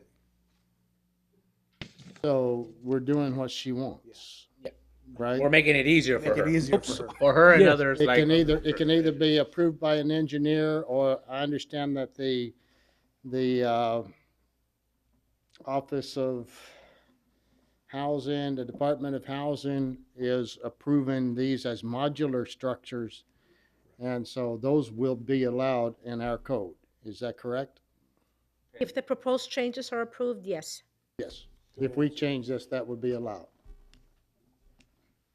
How long it will take to? Well, we've been working on it He's for a little excited. while. Back, so. We'll see what happens Was it after gonna be 3 tonight's months? Now it's meeting. If 4 it goes back, it's gonna add a couple of months, but 6 months. it's better to get it right than it is to get it fast. But we'll work it through. So in the They're meantime- getting it back to us quick. In the meantime, I can ask for permission to build one as for myself. You can ask, but they won't approve it until this goes into effect. Okay. Mr. Chairman, if she wants to initiate or start construction of one of these structures before this amendment goes through, she would need to apply for a variance, and the variances are heard by the Board of Adjustment. Very good. Thank you. Who else would, yes, And so depending on the zoning district, possibly a special use permit. it might go to both. Yes. Might come to both, so we'll see how quick this goes through. Who else would like to speak concerning this? We've already heard you. Yes, sir. Mr. Chairman, Aaron Sully at 728-07-001. Two things that I would like to amend on this for the information of staff. The areas including Mesa and Chino Valley require monocolor matching either the house or earth tones congruent with the Sonoran Desert color palette within 15 days of landing or placing the container. This was a concern of the Board of Supervisors because of the odd colors of shipping containers initially at the last meeting, so it would be great if that could be added. You'd want to cover up the graffiti and everything? Yeah, exactly. We don't want it to look like that, right? That was not the intent. The intent was not for blight. Okay. But it Go was ahead. definitely for Finish- that. finish. Last was, between the Board of Supervisors and this meeting, we lost the ability to stack, and I understand that I cannot address staff, but it would be interesting to know how we lost that and/or why, and if we can get it back on lots of 5 acres or larger. He went through it very, very quickly, but it said in there under stacking that it was for safety reasons because of visual blight, neither of which would really be an issue on a lot 5 acres or larger, or if we can hold it to RA, SSB, SR, and SH would be, that was definitely approved during the last one as he read during the initial set of amendment requests. That's interesting. Thanks for pointing that out. We'll ask staff what happened there. Staff, did the Board of Supervisors suggest that the stacking go away? What you have is what the board forward to the commission to start the text amendment. So the commission sent it to the board, recommended stacking, The and way it then, went to the board, it came back to the commission. but did the board change it? Yes. Okay, one saying yes and one saying no. Now, we can look at the minutes, but whatever you have before you is what the board recommended. Well, I agree that when it left the commission, stacking was okay. Yes, sir. And if the board changed it, I mean, we could make another run at them, but this has got to go to the board for approval, right? Yes, Mr. Chairman, I was at that hearing and spoke at that one, and that was not I didn't hear that being an issue. The colors and the visual blight was Board of absolutely. Supervisors, you did not hear the board instruct staff to change that. I did not. I mean, I'm not saying Maggie's Okay. wrong. I don't know, but I didn't hear that. Mr. Anything, well, Maggie has not been wrong yet, so. I she- don't think so. The board might have made a mistake somewhere. Mr. Chairman. If it's stacked, it needs to be engineered, which is something that we've already discussed. And no matter what you do, if it's got to be stacked, it's got to be engineered anyway to be able to withstand it. That was an original question, and that was the pieces that I brought up, that they are actually locking mechanisms that they put on the ships, and that was considered an engineered That's piece. engineered for that. Absolutely, yes, sir. Yeah, there's engineered. That's why we just talked about staff a few minutes ago, and I asked them, they said stacking would be permitted if as long as it was engineered for it. So that's where are we going different from what we just talked about? It says in the added amendment, it says stacking is prohibited except for industrial areas.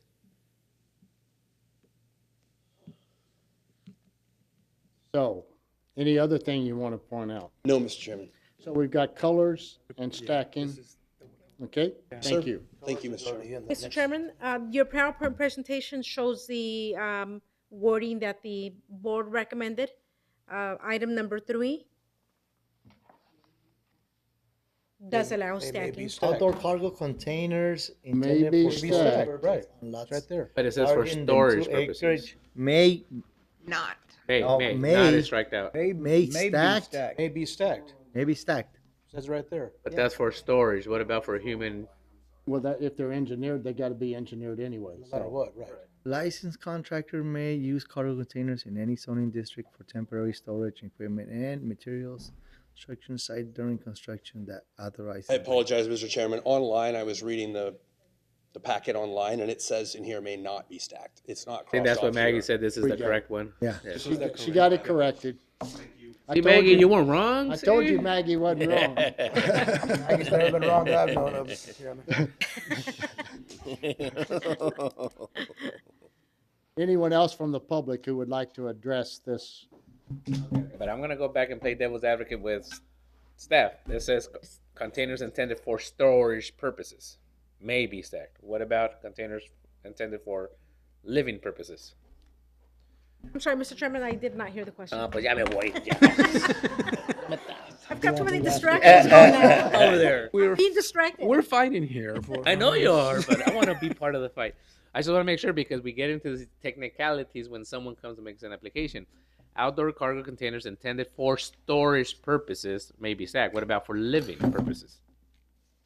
Mr. Chairman, based on, if the amendment goes through and cargo containers are allowed for human occupancy, as long as they comply with the building code requirements, then they would be able to be So stacked. They someone's would not, need- gonna, someone's not gonna come back and say, well, it says only for storage purposes, and say, oh, no, you can't. Okay. I want to make sure. Okay. You go As long forward, as they please. apply for building permits and they submit the engineering plans, You go to the next page. He's asking. Can we address the color concern? What did we address here? It's in there, monocolor and shall not be used for advertisement. Mr. Chairman, items 5 and 6 do address the fact that the cargo containers shall be painted in a monocolor. What color is mono? I was wondering too, but. One color. Single color. But it could be pink. Single. Yeah, Mono it one. means a single color, not Single striped. color. Uno color. But it could be pink. Any color that is mono. Mr. Chairman, I believe that the speaker has a specific color intended for these cargo containers. Well, I think what he was suggesting, I think he pointed out another jurisdiction that required him to match the home or be painted in desert tones. The only thing I didn't like about the suggestion is the 15-day period because I don't know how long it takes for one of these things to be installed and completed. 15 days might be too soon. Maybe by the final C of O, or I don't know how that's going to work, but I think the 15 days is putting someone to put, because usually that's the last thing you do in a construction is you do the stucco and you do the coloring. Well, but that's if you're using it for residential purposes, but if it's a storage purpose, it just sets down and then you got 15 days. Those to are paint. the questions we need to make sure we clarify there for staff. So, Mr. Chairman, it's within 15 days of placement on the property? For storage units. Yes. Yeah. Got it. Now, I would be more happy if item B, cargo containers that intended for human at the very after the last period, this includes stacking containers.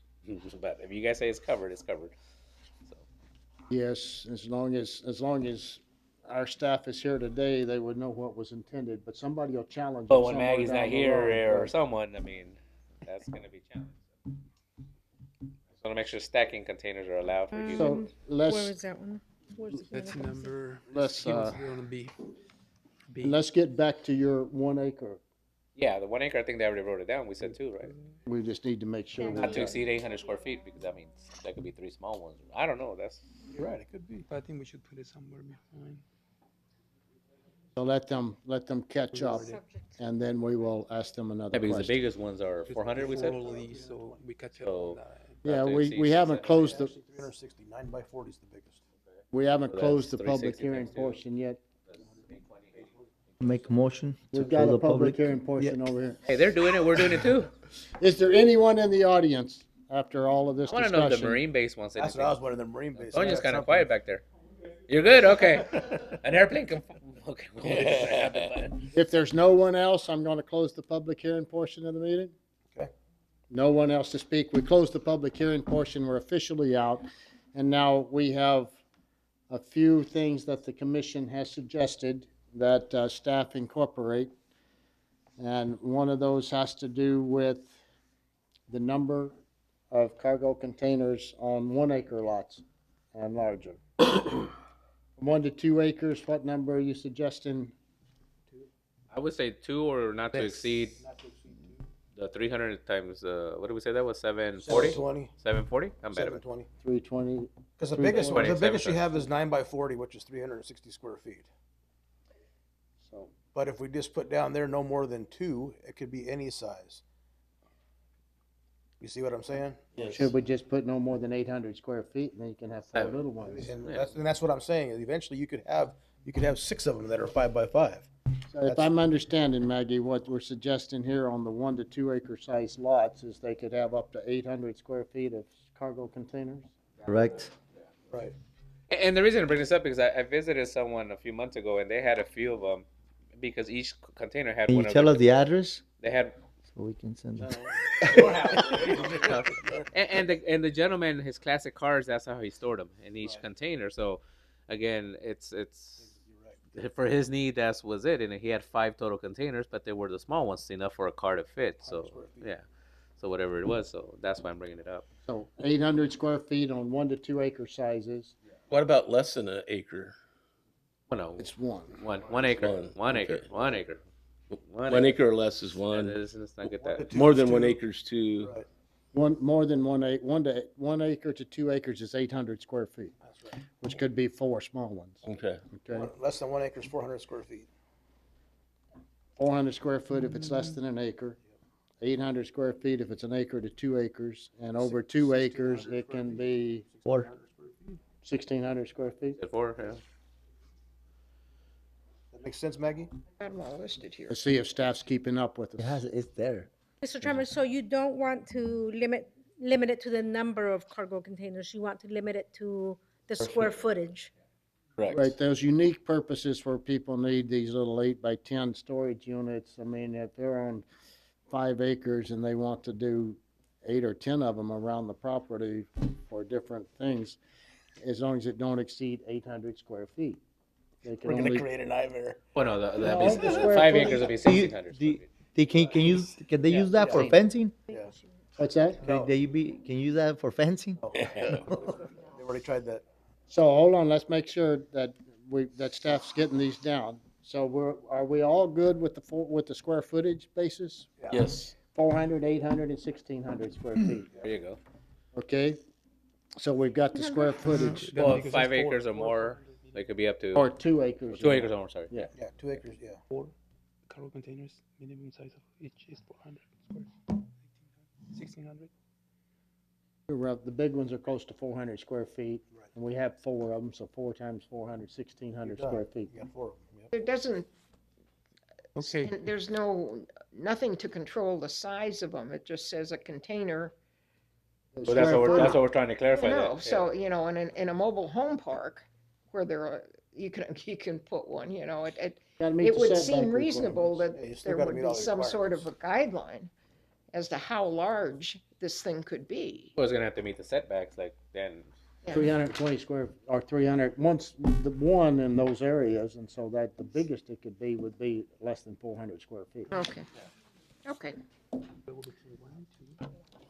Maggie? Let Let staff them finish. finish the powwow. Let's watch them. Let's all watch them and make them awkward. 2 acres or more, Yeah. 400 square feet. Dun, dun, dun, dun. Jeopardy song. Dun, dun. Is that Jeopardy? Yeah. So we got that. Now the second item was color. You Is everybody read right here, okay maybe. with color? Yeah, I Just mean, single four. color? Well, but the Shall problem not is be though, larger is than if 400 you square go feet. single color, somebody can have a bright pink one, because there are pink containers that are out there. Yeah, I saw a bunch of them this Yeah, weekend. You can have pink house. Well, that's true, that's true, you're right. It matches the Who house. am I to say? I mean, if you got a pink house, you'd obviously want a pink I container. think it should be painted to match the aesthetics of the neighborhood. Well, Oh, that's different. Yeah. Right? Yeah, I mean, no. Like CCNRs. that's what. You get 5 neighbors to paint their house hot pink, Well, then then, that's okay, then you make them hot pink. I mean, it's just. Mr. Chairman, Yes. just, I need clarification on the number of cargo containers on parcels that are less than 2 acres. No less than 2 acres, from 1 acre to 2 acres. Yeah. Okay. Yes. 1 acre to 2 acres can have up to 800 square feet. Okay. Over 2 acres can have 1,600 square feet. And anything less than an acre is 400 square feet. Got it. What if you stand them on end? Still square footage. Still square Cubic, we gotta go footage. cubic footage? How do you get in I there? wanna see you get into the door. Helicopter. Very tall stuff. Got a long We could run ladder. if it all could be, you know what I mean? Somebody's gonna think of it. You're right, that's true. But then that would have to prove the engineering and it have to be. Yeah, exactly. They're not meant to be stacked that way. But it can have a very small footprint. I think we do Very need to small control Do it this. China. Yes, There are many 40-foot ladders around. There needs to be something. 300. If it's over 2, it's Maybe the way you get around that is the color. Mr. Chairman, staff will work on the wording and we'll bring it back 4/8/16, okay, you got our. the next You meeting. got the gist of what the Yes. Mhm. commission's suggesting, and then now let's talk about colors. Is it the commission's prerogative? Do we want to limit colors to desert colors or match the house? I think I would say to match the house. aesthetics of the neighborhood. Not the neighborhood, you can control. Well, if there's no house. Okay, the aesthetics of the house. Match, So wherever mono the house is to- gonna be, it's gonna be to the color. match the color of the house. Is everybody good with that? Yeah. Yeah, But if you- that makes sense. So everything looks uniform. It's We don't have it's an like. A accessory pink structure. house and a green We have to have- container. For accessory structure now. What was that, Aaron? One converted into a residence. Okay. Oh, You have an RV and the RV is gonna be If your RV white. if your RV is white, if you have a paint it roof, white. you're living somewhere, whether it's a shack or something. so on colors, can we add that, Maggie, that the colors would be to match the principal residence Or desert color. or desert colors? We can draft some wording and see if it works. Question for that, Chairman. Yes. So where staff is coming from on this, is the idea, the original idea shall be painted in a monocolor, meaning that it's not painted the original construction color of a container. So it could be white, yellow, I mean, as long as it doesn't show the evergreen logo and all that stuff. So the idea to mono is that person just needs to paint it and make sure it's a solid color. Is that what the idea with staff was? Okay. Right, And it's we're adding the extra level of, all right, let's see if it matches the aesthetics of the It house. means that it's all one color. A monocolor would be like these walls. Yeah, but in a house, you got the fascia, one color. I mean, I don't know, Right, it's gonna so get yeah, so creative thi- there. this- Yeah, the Yeah. color of I- the principal yeah, residence. Yeah, The same color as the principal residence. I'm just wondering if we're trying to get too much into the aesthetics, but I understand what you're saying from. Well, but the only objections I had during this last month from people was the aesthetics. So I think if we want to stay out of trouble. Yeah, no, I agree. That's what I'm saying. I was just trying to figure out where staff came up with the idea for mono. Right. Is there any other suggestions from the commission? This would be our final crack at this, because she would come back with word and bring it to us. It would go back to the Board of Supervisors to make sure they're okay with that. So we're adding another 90 days to the process, basically. Yes. So we need to Roughly? make a motion Yeah, that roughly. we delay this or that we move this to the next month's meeting, correct? Mr. Chairman, I think we just give instructions, yeah. we will draft the wording based on the comments that we received here today, and then we will bring it back to the Planning and Zoning Commission as a discussion item, and then move it to the Board of Supervisors office as a discussion item as well. Right. And then back to the commission to Right. initiate And it could go as fast as 2 months, but it's more likely going to be 90 days. a minimum of 90 days, yes. All right, your commissioners are all happy with those recommendations? Yes. Have we thought it all the way through this time? Mr. Chairman, some comments were made about stacking cargo containers if they're used for human occupancy. We can also add some wording on item B. To make. To address make that, Matias yes. feel more comfortable Mhm. that when you retire, life goes on. Matthias doesn't get violated for having this stacked at his house. All right, so we don't need to take any action. You've got what we would like you to bring back to us. And Right, you'll just an action to bring the item back. bring the item As a back. as a at discussion item. We don't have to put a meeting certain, just when you're ready. Right. So I'm so moved, sir, that we take the request for initiation to a future time. Staff is ready to present. I second. There is a motion by Commissioner Van Wy, and it is seconded by Commissioner Garcia to have staff bring this back to us with the